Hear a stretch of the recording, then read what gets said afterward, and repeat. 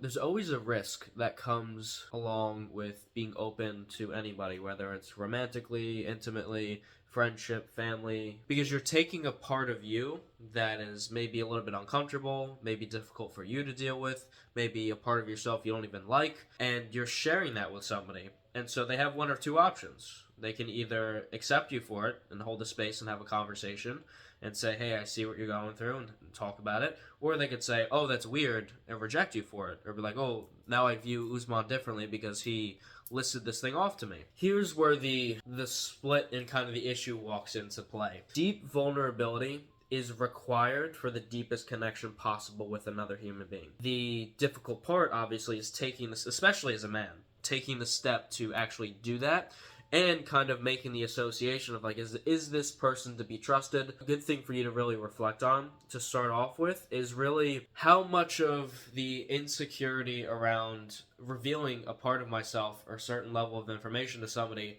comes from because I'm just associating the thing itself to the past, or this person specifically really makes me feel off and I'm kind of like, I don't know if I could trust them with this. And then you can kind of come up with like a decent ratio, you could say, and statistic in your head of like, okay, well, I feel like I trust 50% of the people that I'm around, and the other 50% I'm a little on edge about. Or you may realize I trust like 90% of the people I'm around. It's just like one or two people, like that 10% left over, like something's off there. It hurts to be rejected for anything, but especially hurts to be rejected by people that have been in your life for years or there's somebody that you care about. What I do in my romantic experiences, dating, and also with people in general, is I talk about something vulnerable about myself very shortly after I meet them. And you may think to yourself, like, oh, I don't know if I want to do that. And the reason I do it is because I'm giving them an opportunity to choose to accept me or reject me. If they accept me, it's like, okay, awesome, there's something here. There's a connection to be had. If they reject me, it's like, ooh, there's something internal within them going on.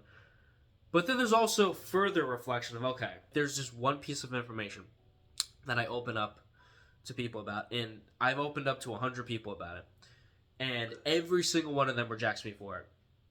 It might be something incongruent that I'm presenting. Maybe I'm explaining it in a weird way. Maybe I'm not presenting it clearly. Maybe people are misunderstanding and misinterpreting it. So there's a lot of factors here. It's never, super black and white.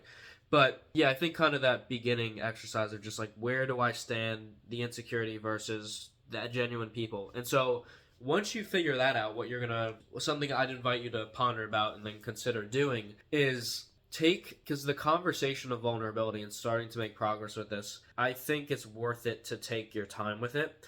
And so you don't have to go and reveal your deepest, darkest secrets with the 5 people you feel closest with tomorrow. And it's like, okay, I gotta share all this stuff and we're gonna go and hopefully they accept me and okay, this is scary. I would say oftentimes doing it in more of a lighthearted way and start with small things.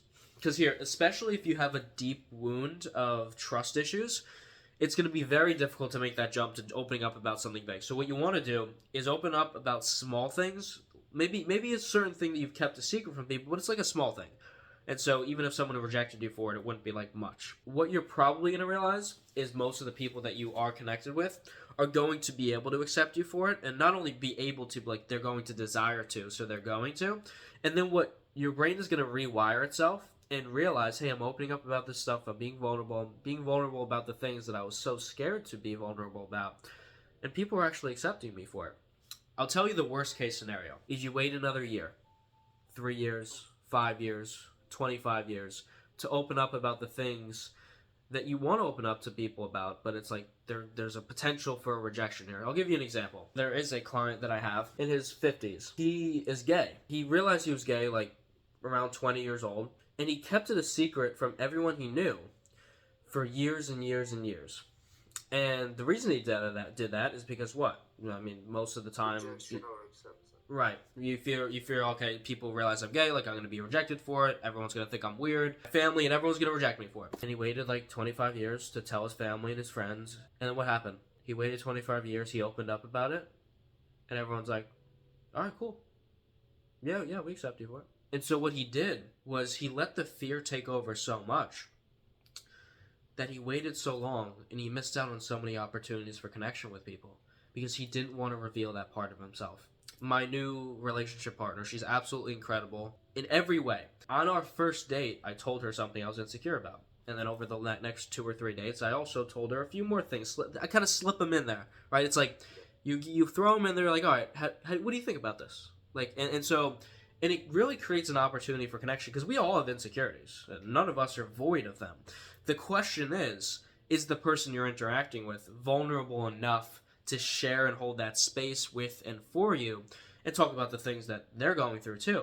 Because most of the time, like I said on the group call that you attended the other day, it's like we pretend that insecurities don't exist. We all pretend like, oh no, I'm not insecure. It's like the word is scary. You don't want to associate with it.